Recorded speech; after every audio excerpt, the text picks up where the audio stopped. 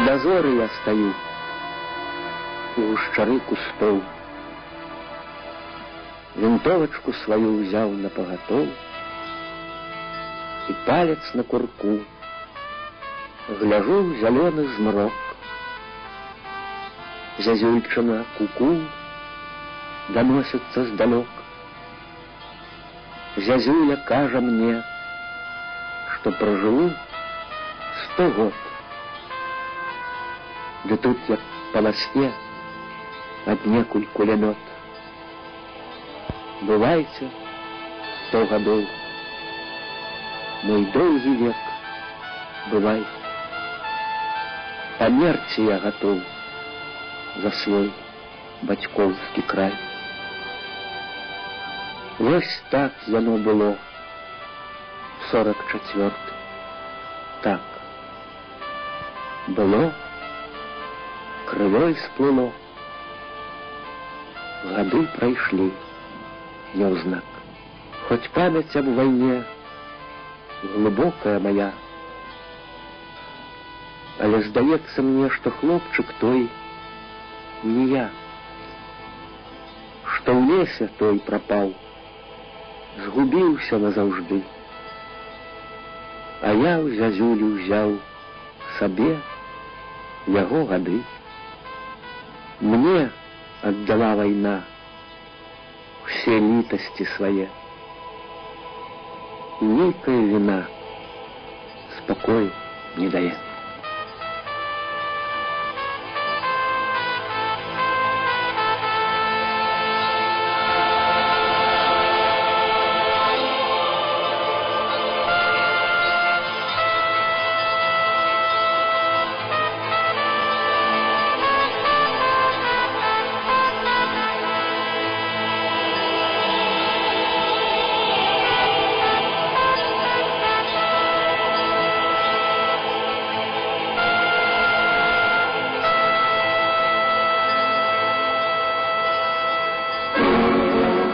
Добрый, мать и Беларусь! Кончается твоя черная ночь. Над твоей горящей землей уже поднялась заря освобождения.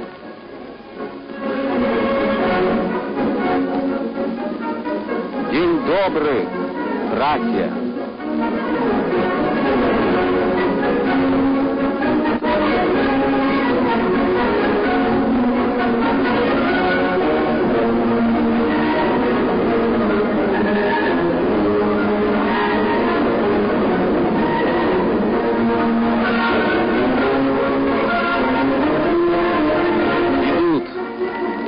Герои-освободители.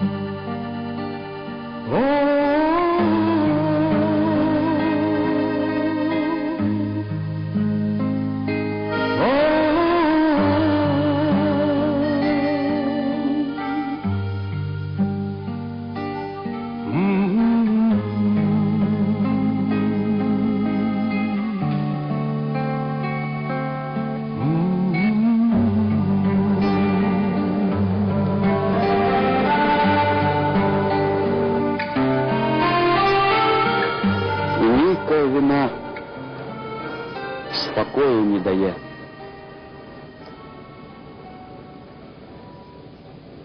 Вина перед тими, хто загинув, хто не звернувся з війни.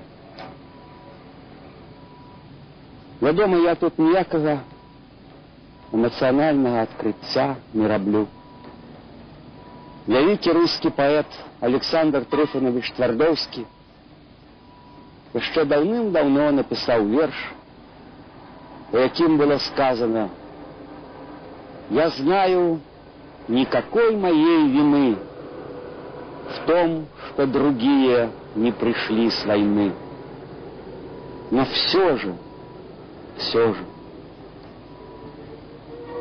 вось гэтае ўсё же і не дае спакою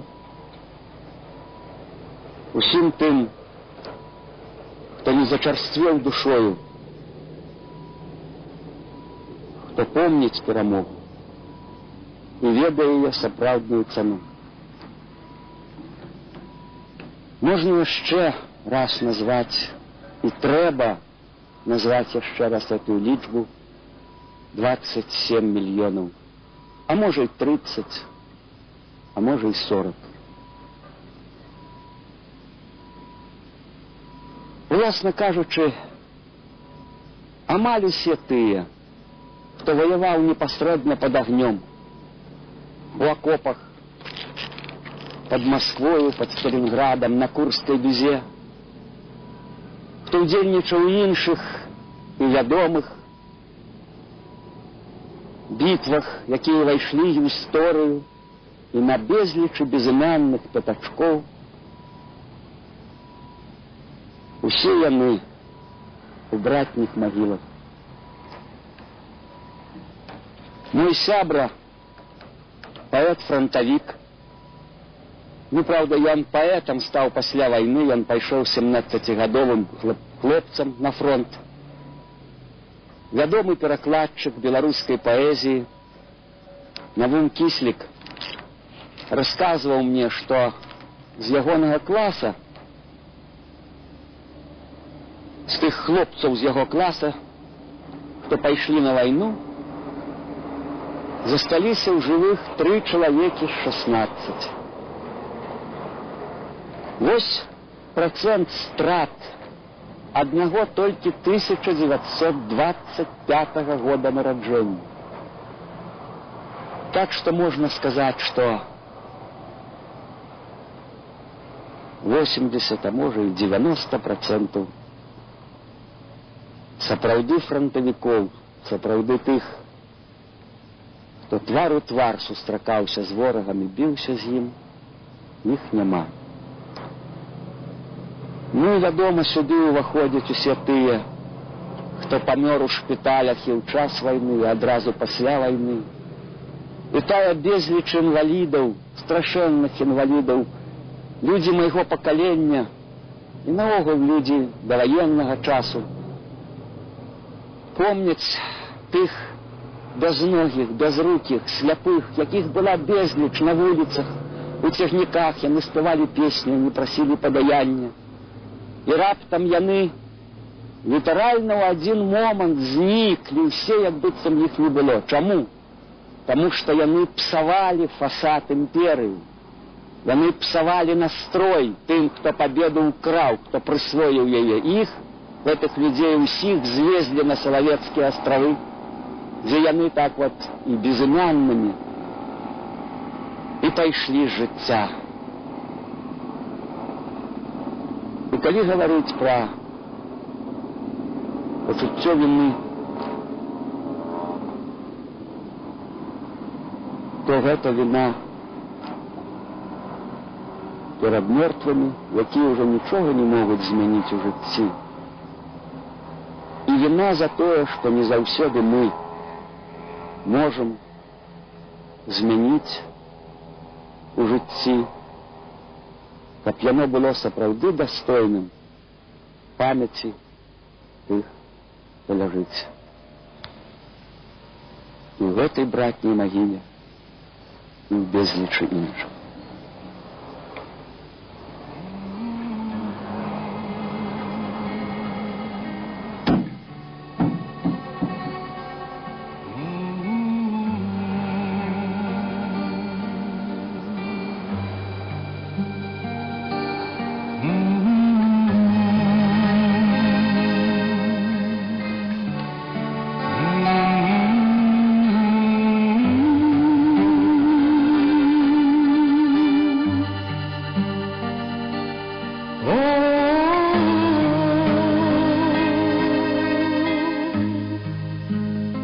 Безумоўна, перамогу кавалі і здабывалі яе. І сотні тысяч тых салдат і афіцэраў, якія служылі ў штабах, у розных тылавых падраздзяленнях, у ўспамагательных часцях. І ўсе яны, хто складае сёння пераважную большасць корпуса ветэранаў, маюць маральнае права на гэтае высокае званне — удзельнік вайны, ветэран вайны. На вайне аднолькава патрэбны быў пехацінец, чалавек, які ідзе ў атаку,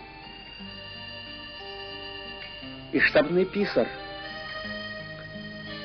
і тэлеграфіст штаба фронту, і танкіст, і сапёр, які наводзіў пантон пад ураганным агнём, і ўрач шпіталя, і вартавы склада боепрыпасаў. І ўсё ж розныя шансы застацца жывымі былі ў пехацінца, у чалавека, які ідзе ў атаку, у агонь, пад кулі, і ў пісара штаба фронту, у тэлеграфіста.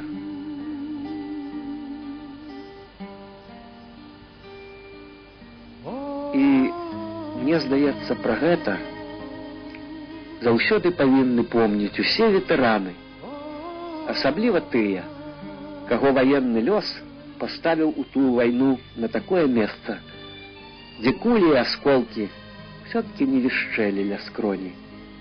Літаральна кожную хвіліну, кожны міг. Хоць я ўдзельнічаў у сустрэчах партызан пасляваенных амаль ва ўсіх, а вось тут у гэтых мясцінах упершыню за 50 год. 50 год я не быў тут, на гэтым месцы, на Іслачы, дзе быў наш апошні партызанскі дозор. Можа, помніце, я ўжо расказваю пра тых кабетак, якія прыйшлі у ліпені 44-го вось сюды па свае кароўкі з партызанскімі распіскамі. Вот калі прыехаў, пахадзіў па лесе, думаў, можа, знайду якую-нибудь прыкмету тых год, можа, якія рэшткі будана, ці што, ці, можа, акопчыкі, які нічога тут няма, все абсалютна змянілася. Ды і лес тут уже малады, это не той лес, які быў тады. А мясціны гэтыя асабліва дарагія для мяне і горкай памяццю. Вот неподалёка адсюль, у маі 44-го года, літаральна за 2 месяцы до вызвалення, загінулі нашы разведчыкі Барыс Бахмутаў і Мікалай Ягораў. Дарэчы, Барыс Бахмутаў быў толькі на 3 гады старэйшы за мяне. Ну, лічыце, мне было тады 14, ему 17 год. Тут, на гэтай рэчцы, на Іслачы, я ўбачыў першых наших солдат, першых пасля 41-го года. Тут вот пераправа была неподалёку. Грузовичок ускочил на эту пераправу, заграз, выскочили маладзенькія солдатики. Колькі з іх дажыло до перамогі? Літаральна адзінкі. Таму што наперадзе у іх было яшчэ 10 месяцев фронту. В результате упорных зимних боев советская армия вышла на стратегически важные плацдармы по всей линии фронта.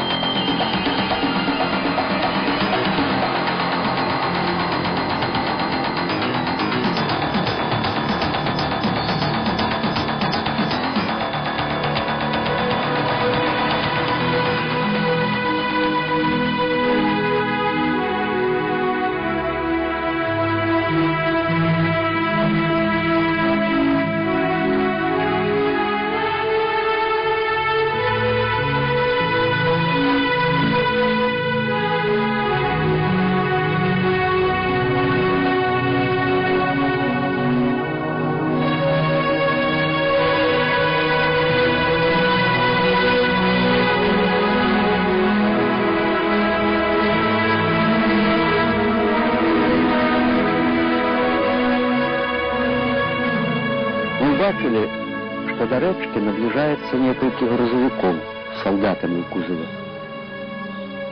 І адразу здагадаліся, адчулі, што гэта нашы. Першы грузавік пачаў фарсіраваць рэчку і спыніўся. Мотор заглох. Мы, дазорныя, кінуліся ў рэчку. Адчынілася кабіна, і выскачыла з яе жанчына-афіцэр. Вода ўсё аж вышэй каленаў. Жанчына вылілася по-мужчынску, паглядзела на нас, на мяне дык утаропілася са здзіўленнем, з усмешкай. Ну, здорово, партизан, много немцев убил. И чего это ты такой тощий? Мало каши ел? А я сапраўды быў худенькі, один нос торчаў. И каши, и гэта правда, мало ел. Давно уже были мы полуголодные, а то и зусім голодные.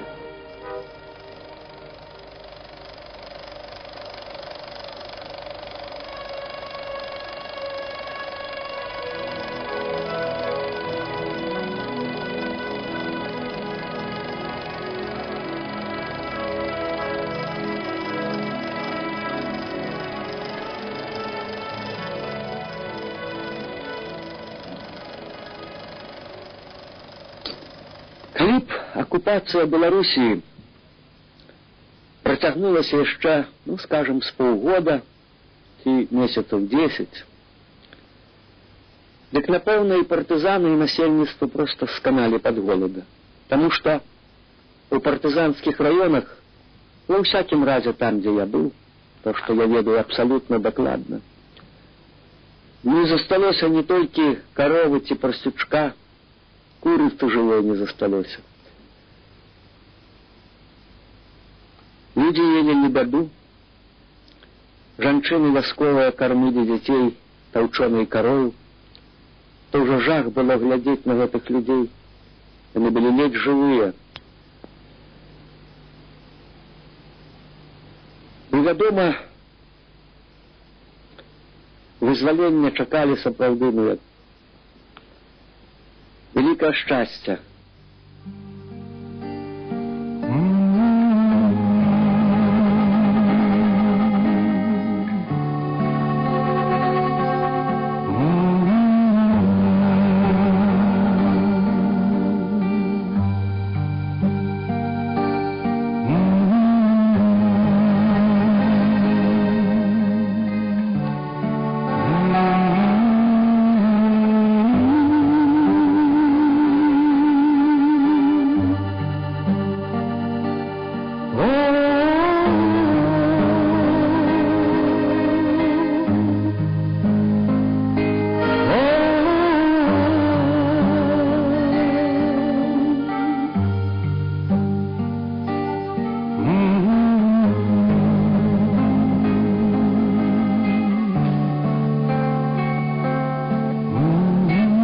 Вяртаючыся ў тыя ліпеньскія дні на гэтым вот месцы, не магу не вспомніць адзін жахлівы эпізод.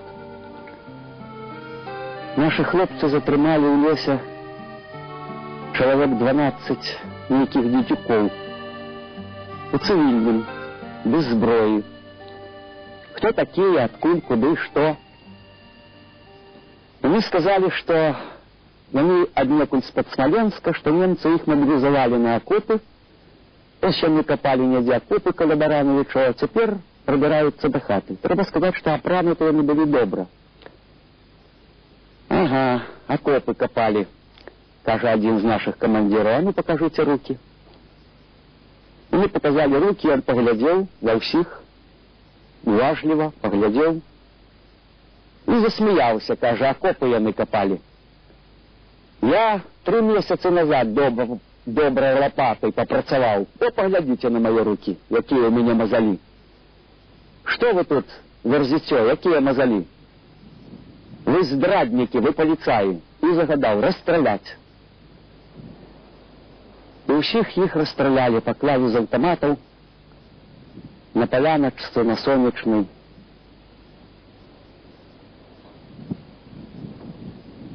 Вядома, тады я это ўспрыняў не так, як цяпер успрымаю. успрымаў як належнае. Хоць вядома, жудасна было глядзець на эту паляну, всю ее запырскала мозгами, крывёй заліло, маладыя хлопцы это валяліся. Але вось цяпер, згадваючы ўсё гэта, я думаю, няўжо трэба было іх расстрэльваць без суда, без следства, по одному чекістскому наитию. От падалося яму, што яны нейкія не тыя, во всякім разе тыя, каго можна пакласці і без якага суда. Это уже працавала сістэма з яе падазронасцю, з яе хваравітай вот таким хваравітым падыходам да чалавека, якога вот у душу яму не залезеш, дык от давай мы яго лепш заб'ем.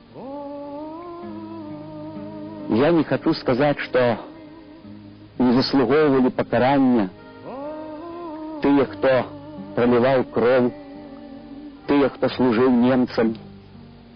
Яны, вядома, заслуговывали покарания, але про суд, про следство, як это належыць у цивилизованном грамадстве. Ды што казаць про гэтых, якіх прынялі за нейкіх карнікаў?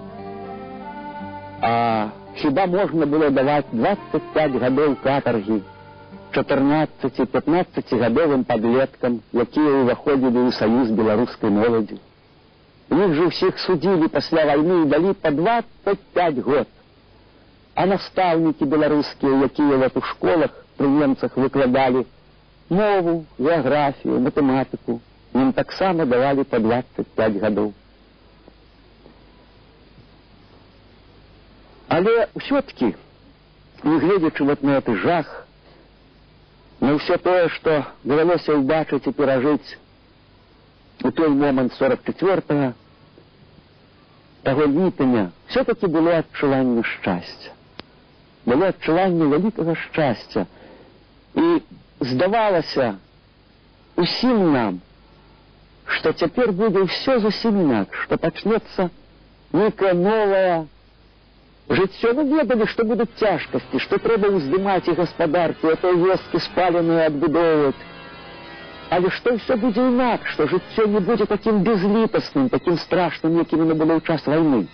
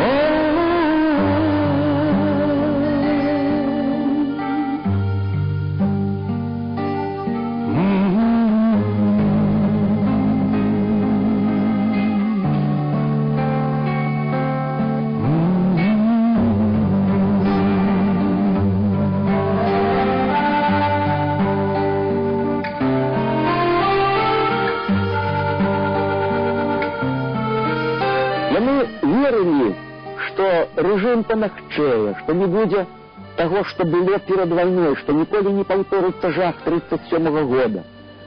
Навакольныя сяляне, яны думалі, што не будзе этой прамысловай калектывізацыі. Ну, карацей кажучы, што будзе нейкае нармальнае жыццё з усімі цяжкасцямі натуральнымі для жыцця. Вялікі жаль, мы памыліліся.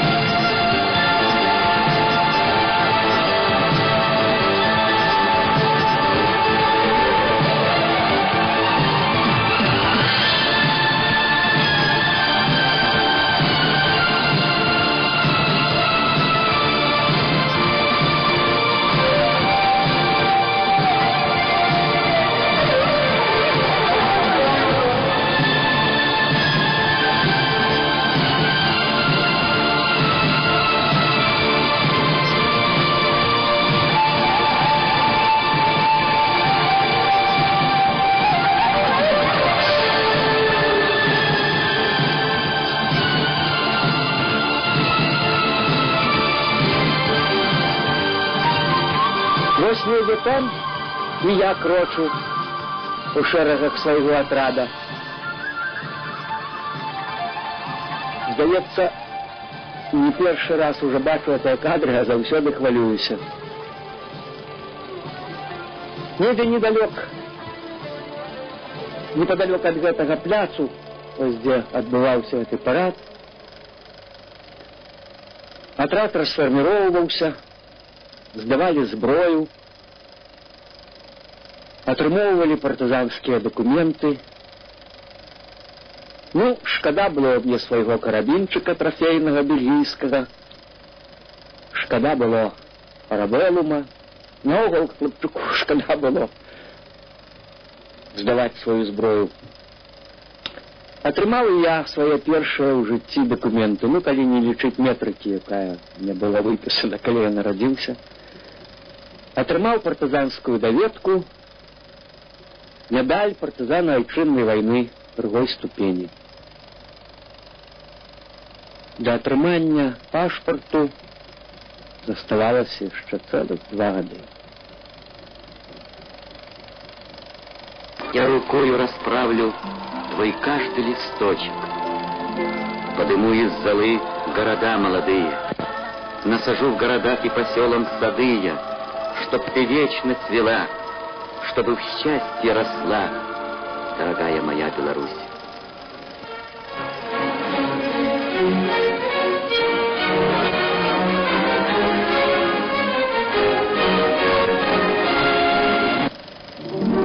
Из руин восставали Витебск над Двиной, Гомель на Соже,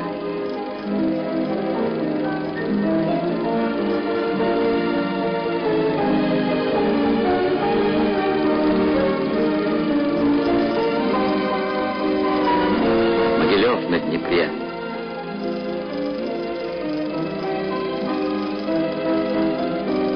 Гродно над Неманом,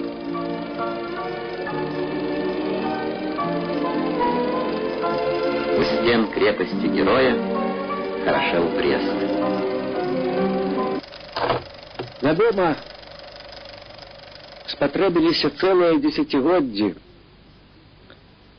для ўсведамлення таго, што гэта была за вайна. Цэлыя дзесяцігоддзі пайшлі на роздум аб гэтай вайне. І не толькі аб вайне, а аб усім тым, што было ёю народжана і што было пасля яе, што было пасля вялікай перамогі. Застыглыя догмы нейкія, іх даводзілася адрываць, дакладней здзіраць з душы, з розуму, як каросту, з крывёю, з болем. Это некаторыя сённяшнія маладыя журналістыкі, маладыя сённяшнія публіцыстыкі думаюць, што чалавек адразу можа ўсё зразумець, што ён не праходзіць нейкі марудны, пакутлівы шлях развіцця і схільны атаісомліваць, кажам, юнака 1945-44 года уже со старым сівым чалавекам сённяшняга дня. Сопоставлять, что человек казал 40 год назад, что он кажа сёння. Бачите, еще нет, Маяковский зауважил одним со своих вершев: тот, кто всегда абсолютно ясен, тот, по-моему, просто глуп. Человек меняется. Старожитные римляне, до речи, казали, часы меняются, и мы меняемся разом с ими. Зауважьте, разом с ими. Ідзе плынь часу, і разом з плынню часу мяняецца чалавек, таму што ён чалавек, таму што ён павінен думаць аб тым, што ён перажыў, аб тым, што ён убачыў. Таксама і калі вярнуцца для размовы пра нашу вайну. Гэтая вайна, як ні дзіўна, была ў пэўным сэнсе так сказаць, так бы мовіць, добром. У якім сэнсе? У тым, што народ на гэтай вайне стаў самім сабой. Люди стали больше открытыми, люди перестали, меньше боялись один одного, особливо тыя вот на войне, у одной фронтовой части, у партизанском отряде. Люди раскрывались, разумеете? И менавіта там, на войне, вот мы доведаліся про свой народ. Без гэтага предвоенного, довоенного вечного параду, вечного, так сказать, такой штучной эйфории, якая весь час подогревалась. Мы зразумелі свой народ, яго душу. І не выпадкова, менавіта на вайне, там, на Вялікай Чуднай, нараджалася тая генерацыя людзей, якіх пазней пачалі называць шестидесятникамі. У тым ліку і пісьменнікі, якія вот, адносяцца да ліку гэтых шестидесятникаў. Тыя пісьменнікі, якія пачалі гаварыць усю праўду пра гэту вайну, пачалі яе асэнсоўваць. Да ліку гэтых жа таких вот такой же силы адносяцца і наши пісьменнікі, такія як Васіль Быкаў і Алесь Адамовіч. І не выпадкова, скажем, у 70-е гады ішло цкаванне Васіля Быкага за яго творы, якія абышлі ўвесь свет, і экранізаваны ва ўсім свеце, якія перакладзены літаральна на десяткі моў. Тое ж самае Адамовіч. Цкавалі гэтыя творы за што? За так званую дэгераізацыю. Таму што яны паказвалі вайну такая, якая яна была, і самае галоўнае, паказвалі народ такім, якім ён быў. Паказвалі подзвіг такім, якім гэты подзвіг быў. Паказвалі тыя акалічнасці, калі чалавека ламала вот на выпрабаванне яго чалавечай сутнасці, свабоднай ад усялякай прапаганды, ад усяго, так сказаць, наноснага, нават ад ідэалогіі, дзе проста быў чалавек вот з усёй сваёй народнай ментальнасцю. І калі гаварыць пра вайну, то існуе ў нашай літаратуры, на жаль, па сённяшні дзень нібы дзве вайны. Вайна прыгожая, так бы мовіць, вайна парадная, такая жывапісная, маляўнічая вайна. І вайна сапраўдная, вайна жыццёвая, вайна народная, пра што мы увесь час і гаворым вот у гэтай размове. Вот гледзячы ў вочы гледачам, гледзячы ў вочы усім, хто мяне ведае, і тым, хто не ведае, я магу сказаць з усёй шчырасцю, што не я, не мае сябры, а я шчаслівы і удзячны лёсу за тое, што нябожчык Алесь Адамовіч быў маім блізкім сябрам. Васіль Быкаў таксама мой сябра. Яны старэйшыя за мяне, яны для мяне не толькі сябры, але яшчэ і выхавацелі. Это людзі, якім я многім абавязаны. Просто як чалавек. Я не скажу як літаратар, а просто як чалавек. Дык вось не я, не мае сябры, не толькі названыя.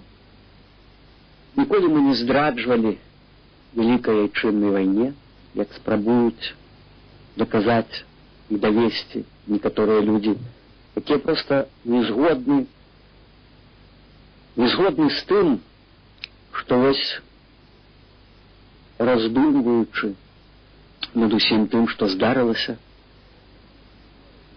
мы прыйшлі да новых поглядаў, да новага разумення свайго часу. І гэта новае разуменне, яно знаходзіцца ў кроўнай, я б сказаў, такой сувязі з тым, што мы перажылі і што мы бачылі на вайне.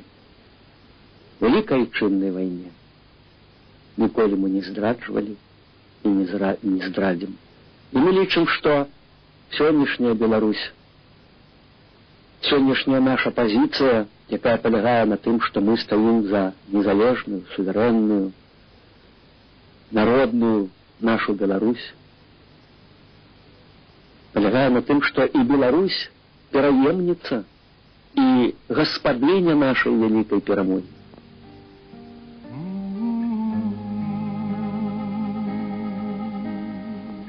Сённяшняе свята вызвалення гэта сапраўды народнае свята. Свята простых людзей, а не тых, хто ператварыў перамогу у сродак нагляднай агітацыі, ператварыў яе ў культ сваёй адзіна правільнай у свеце ідэалогіі. Тых, хто эксплуатаваў гэту пабеду, эту перамогу нашу у імя самаўсхвалення, самавозвелічэння. Гэта свята дзяцей і ўнукаў тых, хто не вярнуўся з вайны. Гэта пасмяротнае свята 27 мільёнаў загінуўшых. Таму і свята, і шчаслівае, і ўсё-ткі з горыччу нашага памінальнага віна і з болем, са смуткам, з жалем. І ўсё-ткі свята. Свята.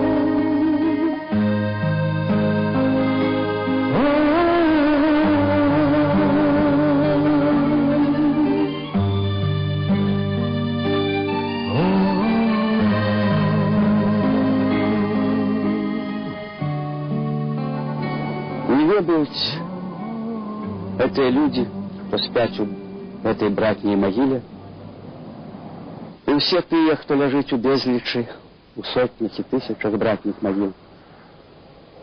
Не ведаюць яны, што міннае поле вайны, а сённяшні дзень усё яшчэ не размініраваны. І ў літаральным, і ў пераносным сэнсе гэтага слова. Яшчэ не пахаваны астанкі ўсіх салдат, загінуўшых пад Масквой у іншых месцах. Не ведаюць гэтыя людзі, але ведаем мы. І мы ў адказнасці за тое, каб ніякі фашызм у любым абліччы, у любого фарбовца не прарваўся да ўлады. Светлая памяць вам, добрыя людзі.